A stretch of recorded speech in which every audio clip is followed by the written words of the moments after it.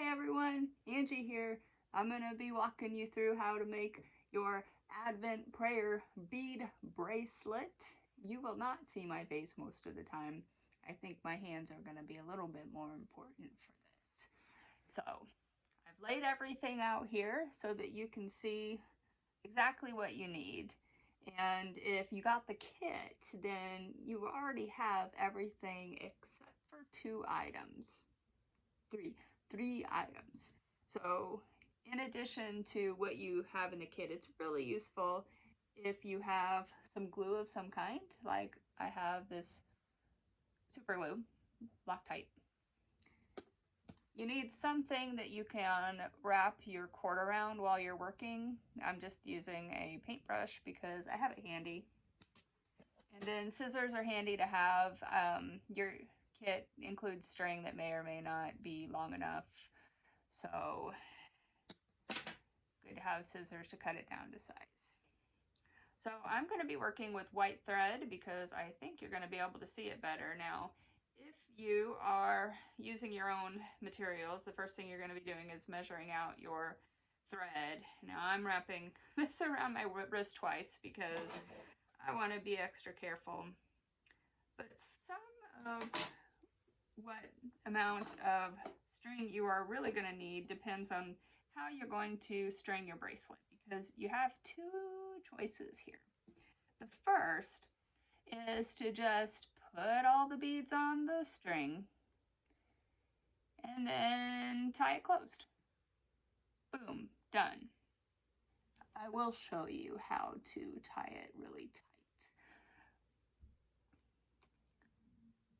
Now, the second way to do it takes a little bit longer, but it has a couple benefits. And the second way, I've done a practice one just to show you, and I did not use white string for this one, sorry. But you can see what I've done here is I've actually knotted between each bead. Now this is how the traditional malas are done, and I really like them this way because it gives you a better feel when you're going through the beads, praying with them. And also, in a much more practical point, if one of these knots comes undone, only one bead falls off. You don't have beads everywhere. So yeah, I am going to be knotting between each of my beads. It takes longer this way, and it also requires more string, hence the double wrapping of my wrist. But you can also think of the practice of making these beads as a meditation as well. So the first thing we're going to do, since we're knotting along the way, is actually just start with a knot. And so I'm going to show you the knot that I'll be using. And I am not a jeweler. I did some Googling and practiced some knots and figured out which one would work best for me. This apparently is called a surgeon's knot. And you don't always have to wrap it around your paintbrush or whatever you're using. It becomes more important later. Actually, I'm not going to do that to start. So your standard surgeon's knot is your typical knot where you cross it over and then through. In a surgeon's knot, you go through a second time. And now, so one thing I was thinking is, wouldn't it be all nice and theologically sound if we did it 3 times, you know, like a Trinitarian knot? And this probably has a name for it as well, and I didn't look it up. But so we're going to be doing Trinitarian knots just for the heck of it. So once you've wrapped it through 3 times, then you pull it tight. And then the other trick is where the glue comes in. And you can dab a little bit of glue on here to keep that knot closed. I am not going to do that for this one, and I'm actually going to knot this a second time because this white string is a little bit thinner than the black string that I was working with when I was practicing. And so this first knot will just hold that first bead in place so that we can work on the necklet, bracelet, without worrying about the beads all falling off. or the one bead, because we're knotting as we go. So now that I've got that bead down, I'm going to select my first bead, which will be purple, and thread it on. And voila, it caught at the knot. And here's the step that is optional, and that is knotting between the beads. And this is where this comes in very handy, because you're going to want to make sure the knot gets really close to your bead.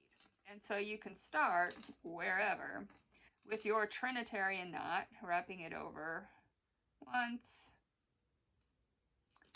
twice, 3 times, and then pulling it close. But this knot is like really far away from my bead. So what I'm gonna do now is I'm going to pull the knot closer and closer to my bead. Now do you see how I'm doing that? I just pull and it slides up. And the reason it slides up so easily is partially because we're using stretchy cord. There's benefits and downfalls to that with stretchy cord, but it's very slippery, hence the need for glue. All right, so I've got the knot up close to my bead. Now I can slide it off my paintbrush and push it tight close to the bead. Now the one thing that you want to really pay attention to is the knot too big or too small? Like, see, my bead just went through the knot. So this single knot is not going to be sufficient. So I'm going to need to double it. So depending on the string that you get, you may find that you need to double your knots. Now, because I know one is already on there really good and tight, I'm not worrying too much about. There, now, oh, can you see that knot's a lot bigger and better? And that one's going to keep the bead separate really well. So once you have this basic structure down, this basic system, you just start moving through your bracelet, one bead at a time. And so if you want to make this into a contemplative practice, praying as you make, then with each bead, you can actually already start thinking about your Advent prayer, which you should have in your ebook. Maybe you've written it, maybe not, but you can start thinking about the meaning of the beads as you go. And then as you knot, you can pray for hope or love or joy or peace, depending on which bead you're on, as you do your knots. With each turn, you could think about maybe someone that you love, that you want to pray that they feel loved. You can also, if you really want to stretch your heart muscles, pray for someone that you don't love, that maybe your heart will open up enough to love them too. I heard a quote recently, and I'm sorry, I can't remember who said it. Maybe I'll remember and put it in the comments on this video, but it's something along the lines of, you only love God as much as the person you hate the most. That really stuck with me. You only love God as much as the person you hate the most. So think about who you hate the most. For me, it's kind of easy. Someone comes to mind right away. And that shouldn't be true, right? We shouldn't have that kind of hatred for people. And if everyone is made in the image of God, and God loves everybody, and the peace of God's in everybody, and we hate that person, then what does that really say about how much we love God? So there's a heart stretcher for you while you're working on your beads, stretching these through. Hopefully, as you go, you're starting to get the hang of this, stringing these along. I am about to put my third bead on here, my third purple bead, which means that it's going to be time for me to switch over to pink. Now, some religious traditions, well, some don't even celebrate Advent. Of those that do, some actually use blue as their main color and not purple at all. They've switched. And there's a couple of reasons for that. One of them is to distinguish Advent from Lent, which is purple. And Lent is a time of penance and fasting and thinking about all the ways that you need to be better. And Advent, well, you know, sometimes isn't. In a way, it's not. And in a way, it is. It used to be. It used to be called the it's a fasting festival. Festival? That's not the right word. You know what I mean, right? And so the switch to blue is partly to distinguish it from Lent, or mostly to distinguish it from Lent in both of those ways, because the idea of this being a fasting holiday switched over. Which, I don't know, I feel like the fasting aspect of Advent is kind of cool, especially if you think about Isaiah 58 and the proper way to fast according to God, which is to, oh gosh, I'm not the type of person who memorizes Bible verses, but basically engage in social justice work, to serve the oppressed, to break every yoke, to let the captives free, etc.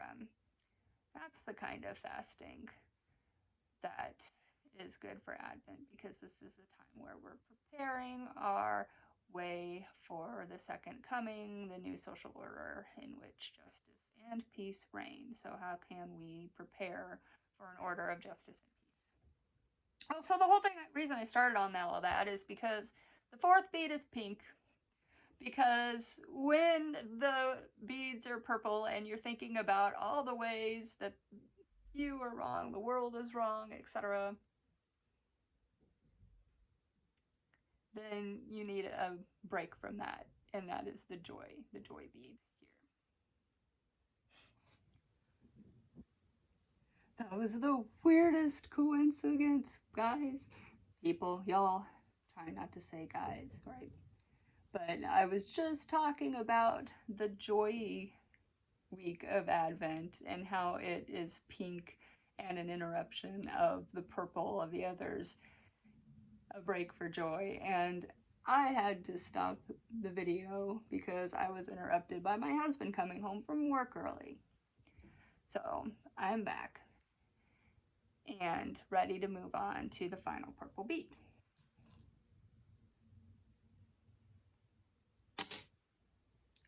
Now, I am hoping that I can string those two videos together for one thing and make a single one. I'm not exactly techie. But also, I am thinking maybe I will go ahead and make this whole bracelet. And then, oh, see what happens? I forgot to use my paintbrush, and the knot is so in the wrong place because I got distracted and wasn't paying attention to what I was doing and lost the process. So let me do this again.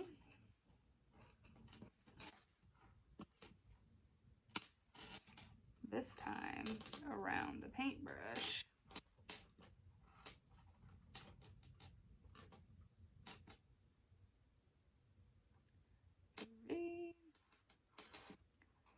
Close this down.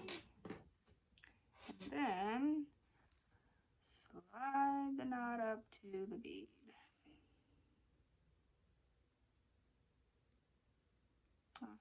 the knot slides over the false knot, the incorrect knot that shouldn't have been there to begin with. Here we are. Let's get through. There you go. Okay. It made it. So now I'm going to slip off this. Push that knot up to the bead. It's still not awesome. It's not perfect. That's okay, right? It doesn't need to be perfect. Done is better than perfect. And maybe when I get to this knot, this one that's off center and out of sorts, then I can think of that as another interruption, and I can be thankful that I have a husband to come interrupt me, that he's still around.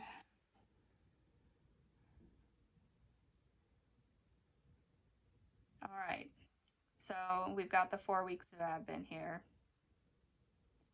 We're ready for our separator bead. This is the Christ bead, the light of the world. So we're going to push this up on here and use the whatever you're using to make your knots. Wrap it 3 times.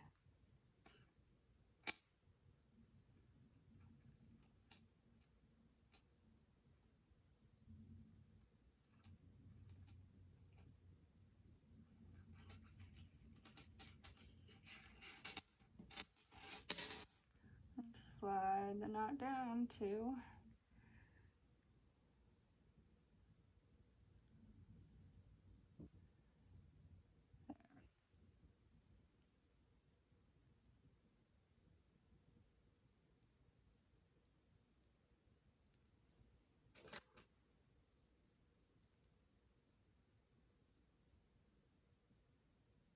Okay, so now I've got my first set of 5.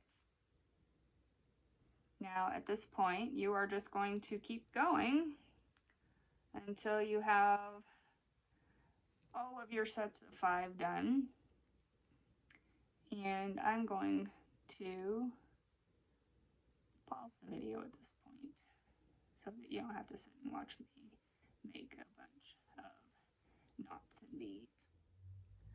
Okay, so I have my 3 rounds of Advent beads. Purple, purple, pink, purple, white, purple, purple, pink, purple, white. And I am ready to finish it off. So I've got the last white bead on here. And before I knot it, I am going to take my charm. Now if you got one of the kits, you have a choice of charms, either this giant snowflake or this tiny little cross. You can pick which one you want. I'm actually going to go for the tiny cross. I don't want a charm that stands out too much. And put it on the chain. And then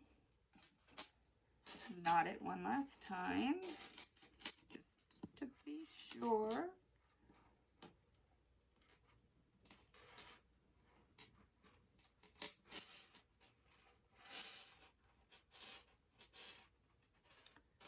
Pull this up.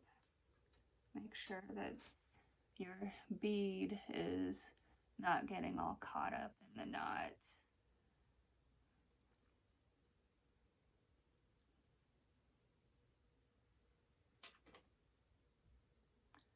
Then push the knot close to the end.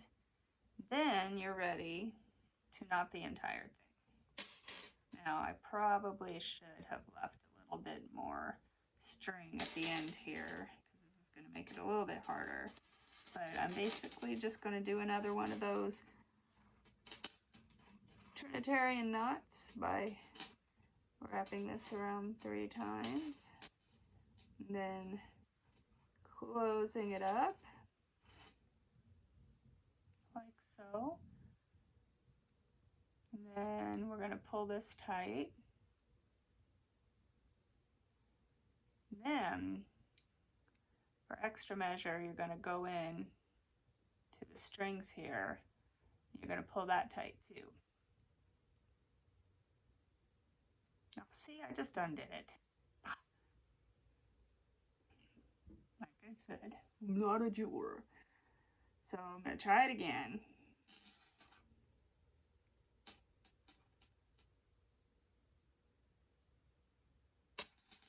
Pull it tight. This time I'm going to knot it again, the second time. Pull good and tight. Then, now for good measure, I'm going to go in and yank on the knot this way. Make sure it's in there good.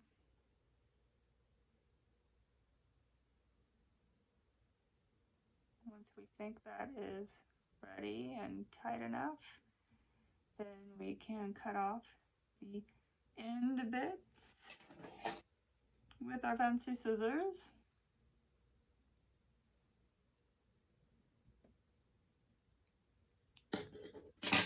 And finally, dab it with a spot of glue. Do not glue your bracelet to your finger or your workstation. And don't get any glue on the beads or your charm if you can help it. Set that aside to dry.